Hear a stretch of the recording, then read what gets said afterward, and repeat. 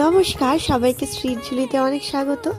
আজকে আমি ওনার জন্য স্পেশাল কিছু বানাচ্ছি। দীর্ঘ 2 মাস পরে দেখা হচ্ছে। শীতের সকালে উফ কি যে ঠান্ডা।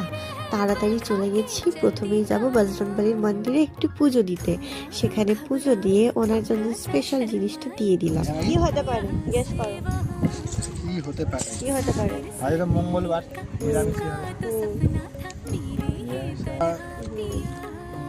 ইয়ে হবে, ওই বাসন্তী পোলাও হতে পারে,